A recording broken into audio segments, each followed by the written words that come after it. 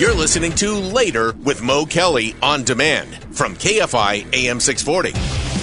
And we're going to go beyond the box score with Jackie Ray. Jackie Ray, happy Monday evening to you. Let's talk a little bit about women's college basketball tonight. Can you help me out? Woo woo, my favorite subject.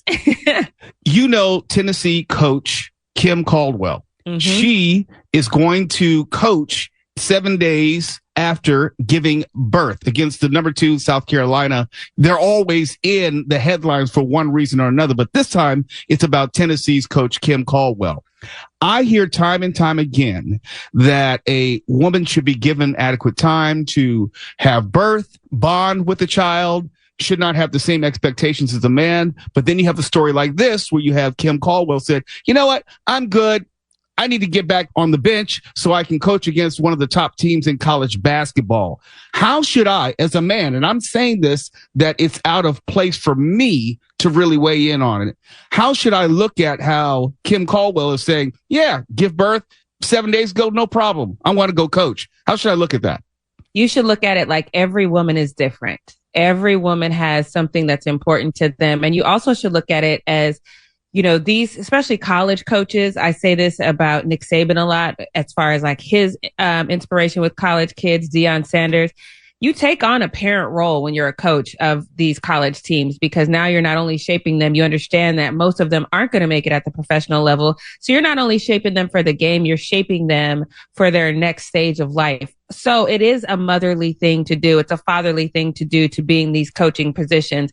Now, after I have my goddaughter for several hours, I personally need a break. So I don't understand myself how she's coming back this quickly, but I also understand this is her passion. So it's a little interesting when you're talking about someone being away. She even talked about watching the game from home right after she gave birth, and it just didn't feel quite right to her. So I'm sure she has a support system. I'm sure her husband took a little bit of time off. He's also involved in the sports world, so he understands fully. I'm sure they've talked about this. I'm sure he knows her well enough to know that her sitting at home was going to make her a little bit antsy. So it's a person by person situation, but the women's bodies are amazing. Their mindsets are amazing. And if she feels like she's ready to do this, then you should take it as she's just ready to do this. Okay, I'll take her at her word, but the cynical side of me looks at some other circumstances where she only missed one game prior to this, and that was ended up being a loss to number 7 Texas.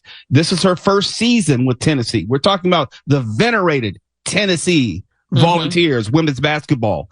And she's 15-4, and this is her first season, maybe not living up to expectations of her predecessors. This is a huge game, arguably the biggest game on her schedule this season, with the exception of maybe LSU. Do you think that also plays into it?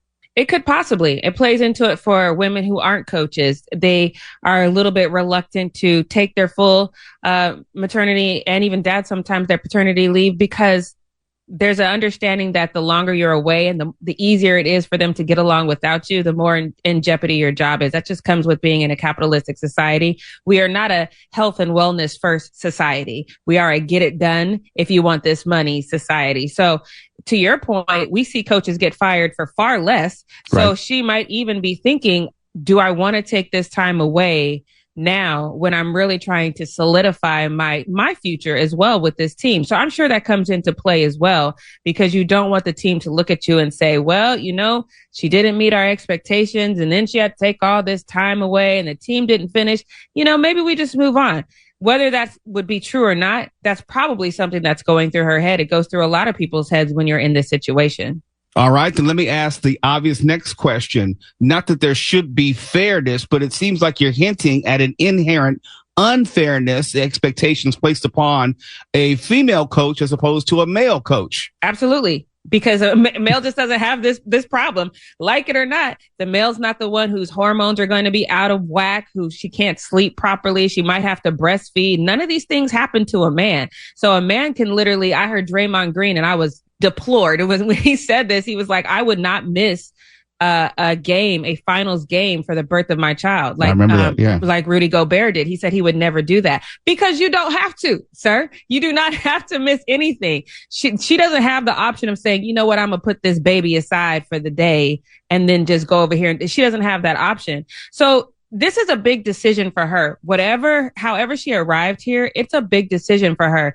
Because like I said, if she's breastfeeding, that means she's going to have to pump a lot to make sure the nanny has what they need. She's going to be checking in a lot because this is her child and this is a newborn. So there's a level of pressure that women, especially women who have just given birth, they have that men just don't. And we see this in the WNBA too. We've seen countless women have birth and then they come back and the narrative is, oh my God, they're back so quickly, because they have to be, because they're trying to earn money in a system that can easily dispose of you. All right, let me just be really unfair, because this whole conversation is unfair.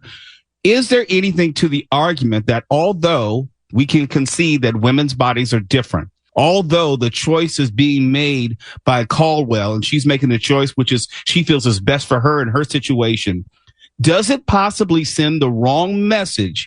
And can it be used against other women? Well, she came back in only 7 days. Why do you need 2 months or whatever? People can try it, but I know that any woman, they can try it if they want to, but I know 99% of women would be like, I would say, my name is Jackie Ray. I am not Kim Caldwell. I'm an entirely different woman. I had a different birth plan. I had a different plan to spend time with my child afterwards.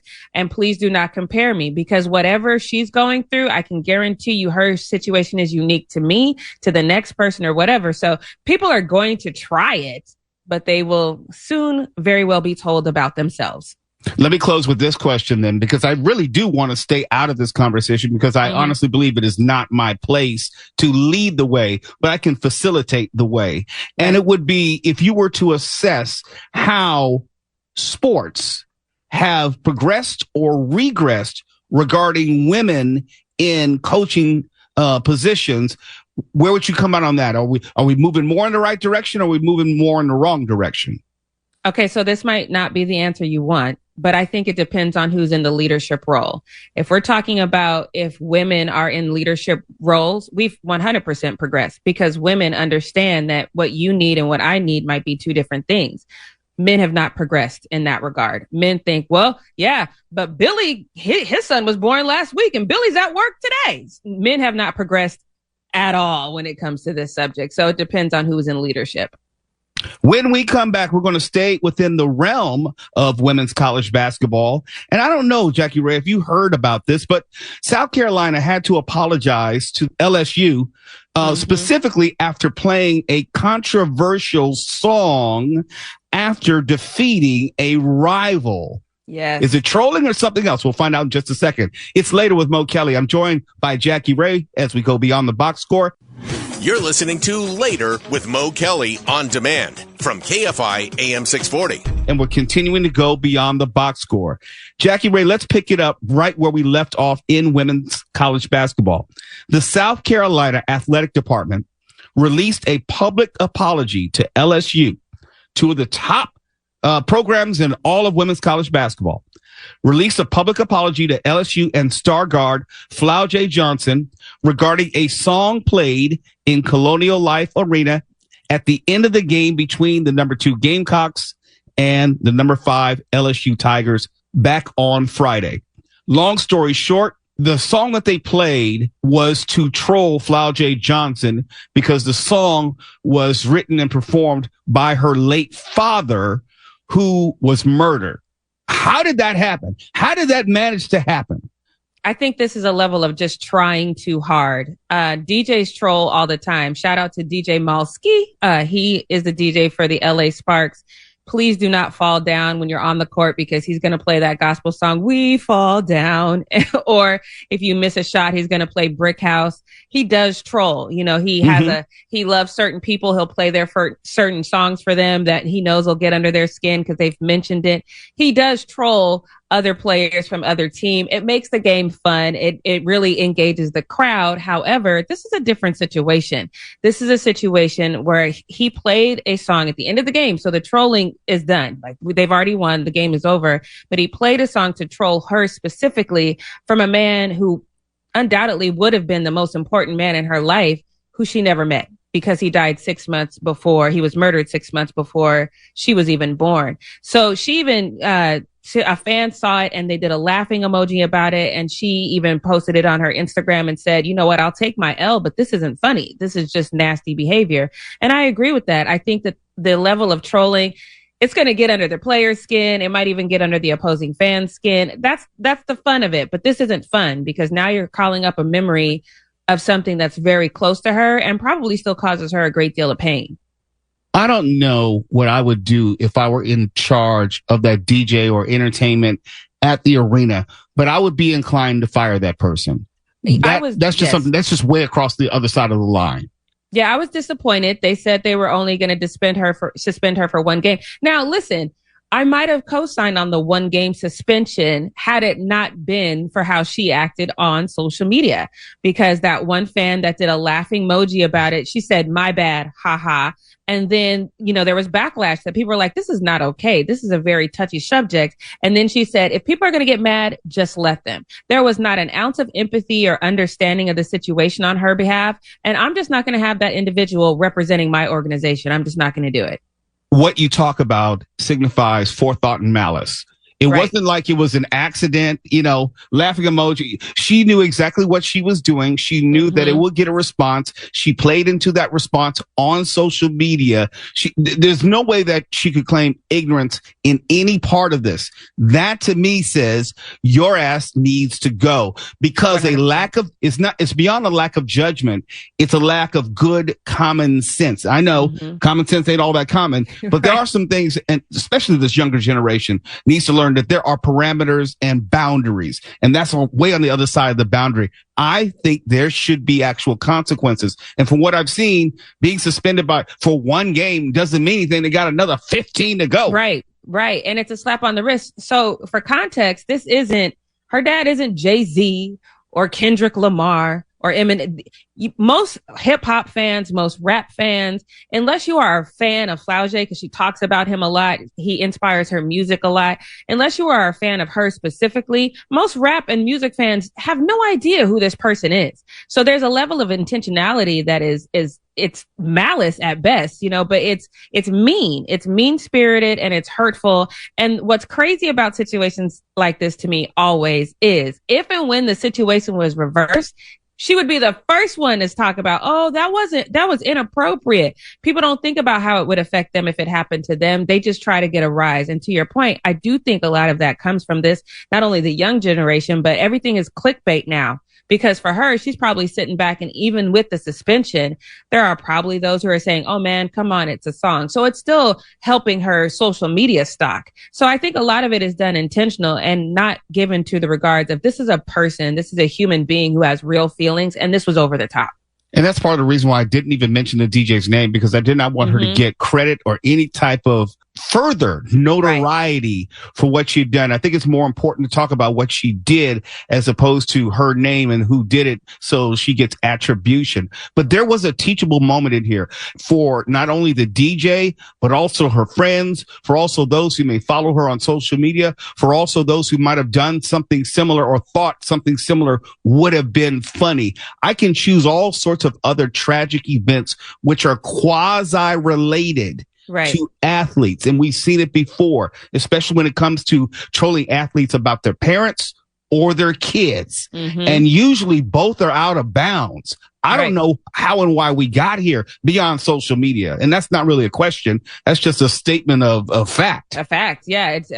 I've been one of those ones who troll Patrick Mahomes about his brother, but it's funny because he's out there being ridiculous. This isn't a person that passed away. I'm not attacking his character. I don't talk about his mother, because now you're talking about personal situations. And I think that if you don't love this person, if you don't know what it feels like to, in her case, love somebody that you've never even met, you can't even imagine how that moment felt for her.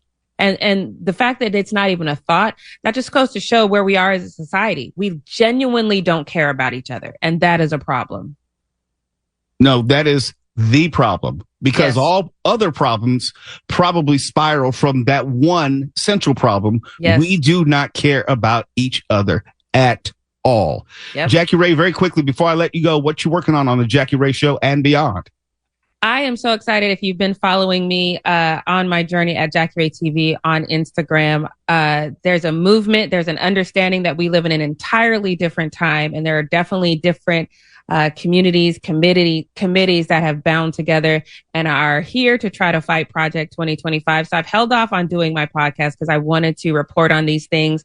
You can see my reporting on the people that came together of the lack of Black representation. I don't mean to laugh, but it's kind of funny, but there's a lack of Black representation in the Martin Luther King Day Jr. parade, if you can imagine that. So that's crazy to me, but that sparked this whole movement. And so please make sure you follow me at JackieRayTV.com or at Jackie Ray TV on all things social media, because there's going to be a lot of podcasts around that. And to this exact point, it's been such a blessing to my heart to see people come together and really care about each other and care about the things that people are feeling and try to move an entirely different direction than our nation as a whole is moving right now. So it's a great thing. Shout out to Long Beach. It's great to see you guys right now.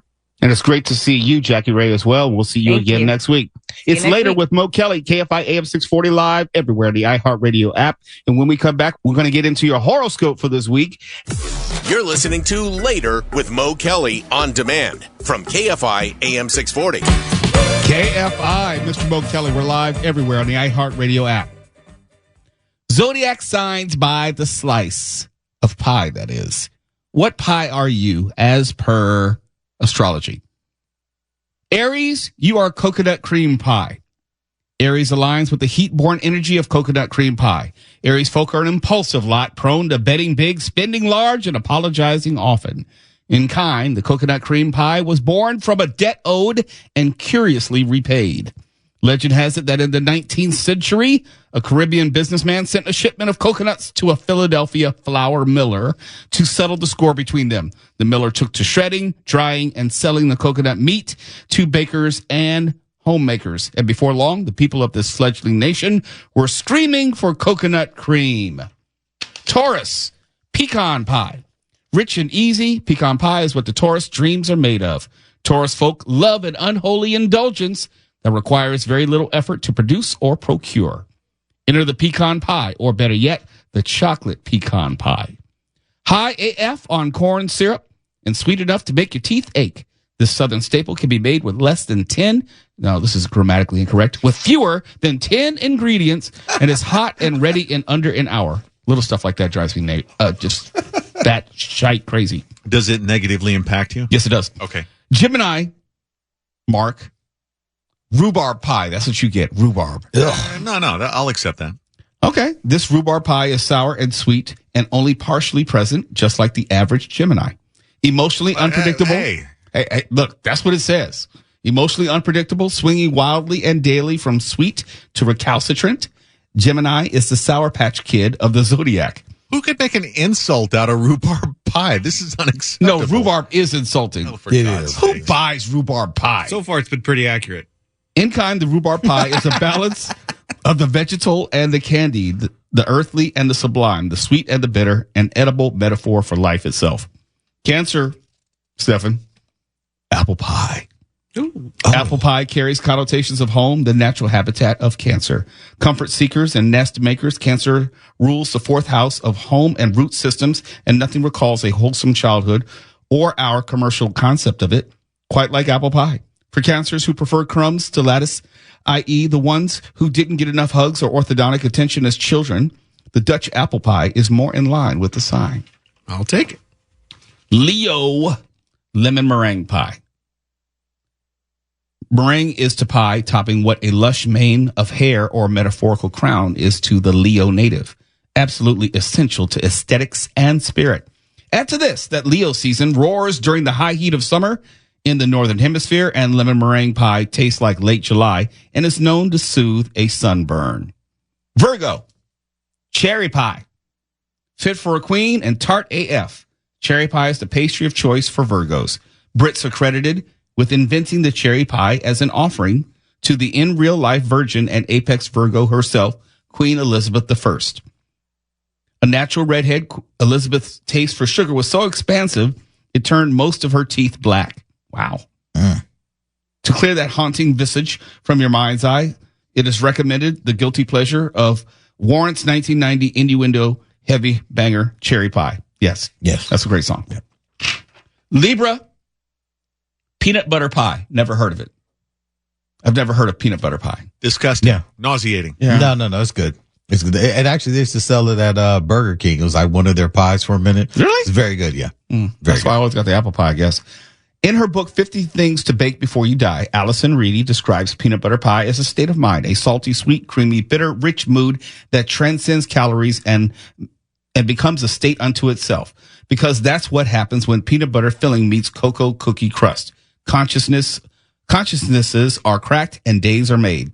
This rhapsody of union, which at the end, there really sounds a touch like Burning Man wedding vows, is absolutely in line with Libra, ruler of the 7th house of partnerships and joined forces. Are you ready, Scorpio Twala? I'm ready. Blueberry pie. Hey, that makes sense. It carries top notes of vengeance.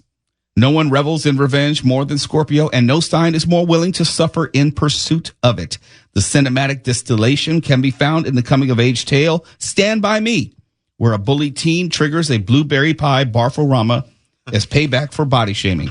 I remember that. I remember seeing. Remember, I made a blueberry pie for the last contest. Yes, you did. Yeah. I didn't taste it, though. Was it good? Everyone liked it. It. By the time I got there, though, it had melted a lot. So Did it win? that's not what we're talking about. Was there a group vomit at your party? That's not even what we're talking about. Well, actually, we are, because it made the reference to Stand By Me, and then you made the comparison with your blueberry pie. So, Okay. Never mind. Sagittarius, that's me.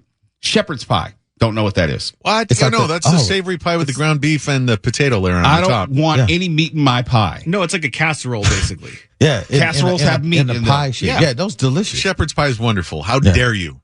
Sagittarius is sanguine.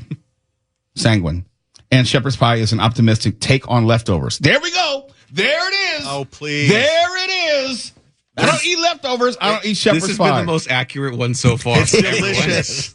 Ruled by lucky planet Jupiter, Sagittarius is a ceaseless optimist of the zodiac. The eggs are sunny side up, the lemons beget lemonade, and last week's boiled potatoes and leftover scraps become the makes for the palatable patchwork that is shepherd's pie. No sir, no thank you, no way. You would love it. I would not. I've had it. It's delicious. You've had a lot of things that I think your palate is off. The judges rule that Tuwala is correct on this. Shepherd's pie is magnificent. You've got the entire United Kingdom alienated as of right now. Okay, Mr. Haggis. Haggis is good too.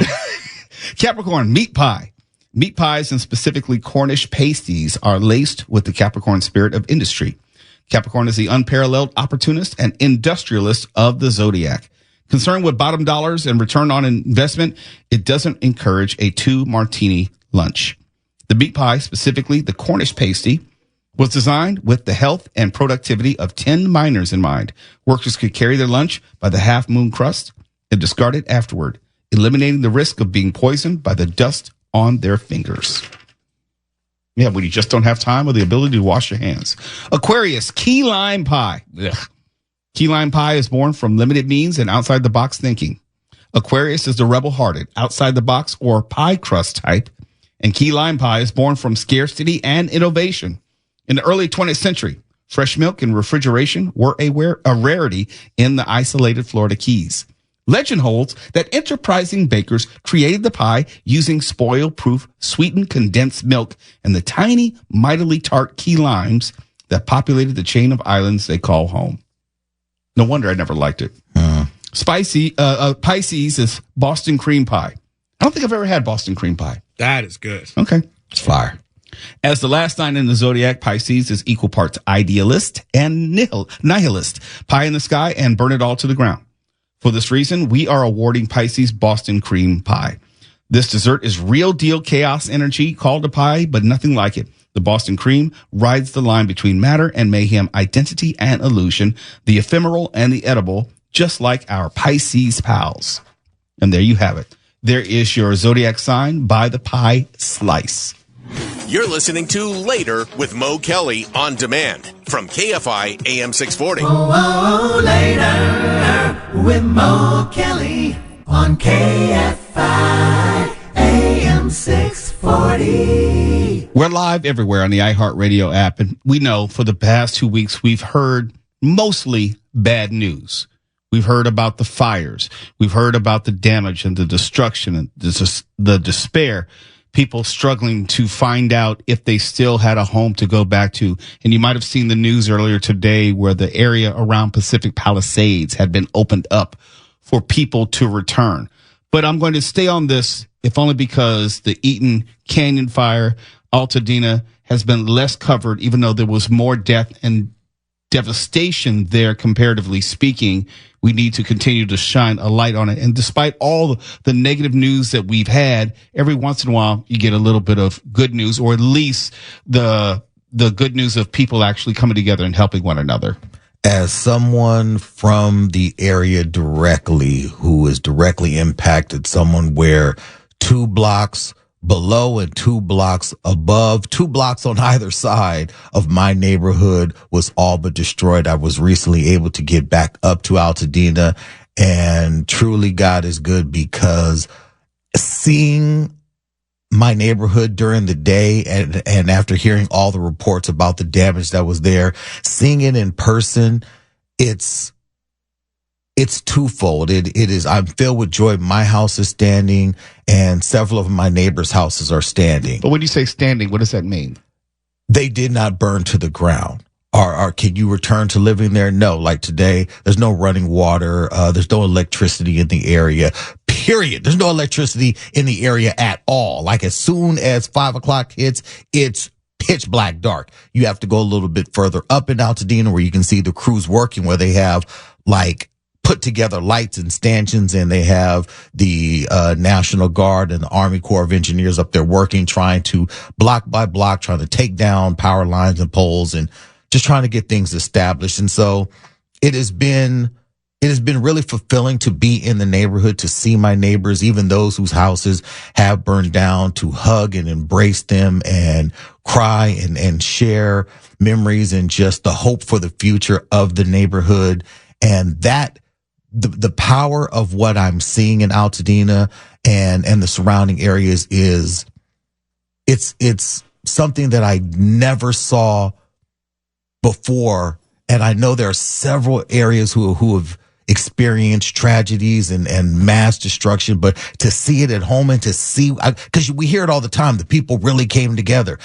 I hear the euphemism all the time, but to see it and to see people helping each other out, it is absolutely amazing. And today, especially while waiting at the Pasadena post office over on Lincoln and Orange Grove, where everyone who from Altadena, all of our mail is being rerouted over there. So if you're going to pick up your mail, please, I implore you, please be patient. The postal workers at that post office are bending over backwards to make sure we are getting our mail. I know it is frustrating standing out there in those lines, because those waits can be an hour or more just waiting to get your mail, just waiting to hear if your mail has been stopped, forwarded, whatever. They are working double, triple, and quadruple overtime to make sure that we are getting our mail. And today in particular, I was out there and I noticed there was a food truck out there. And I said, oh, wow, this is different. They have a food truck out there. I said, you know what? I'm hungry. I'm going to stop and maybe get something to eat. Lo and behold, the individuals from the food truck were actually there preparing burritos and fajita plates for everyone in line. Didn't matter if you were there really to get mail or not. I saw people who were just showing up like, hey, I've got a family of 4 at the house. Could I possibly get a plate? Here you go. What do you want? They were out there for at least the time that I was there, for at least a 2-hour window, handing out free food to every single person in line. They weren't connected to the post office. They weren't connected to the FEMA annex that was there. They were there of their own goodwill, handing this stuff out. And God bless you. And the individuals over at Vichos, I hope I'm pronouncing that right. It is VCHOS. They are a pupusas, you know. Close enough. Yes, the Pupusera Moderna. And look, they sell fantastic food. The food is fantastic. And to see them out there, their entire crew working hard, handing out food, handing out water to people sitting down, and no one was turned away. Everyone who came up to the truck, that you got some food. They were going down the line with burritos in bags, handing out all this.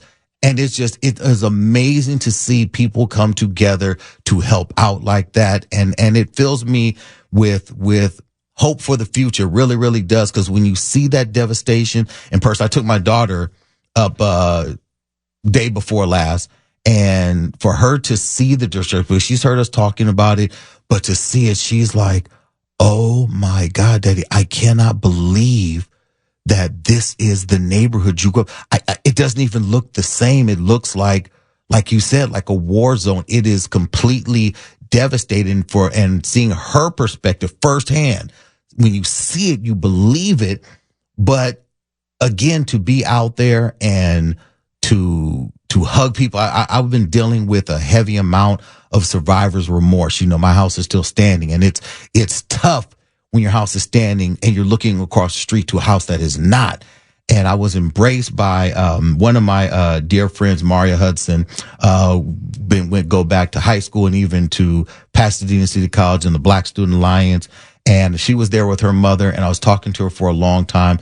And her mother told me, no, do not have survivor's remorse at all. Your house standing is a testimony to the strength of the city, and it is a reminder of the beauty of the city. Seeing houses like this, we know what this city looks, because otherwise, how do you know what these neighborhoods look like if you don't have houses like yours that are still there? And we embraced long and hard and just hugged and cried, and that moments like that let me know that it's going to be all right.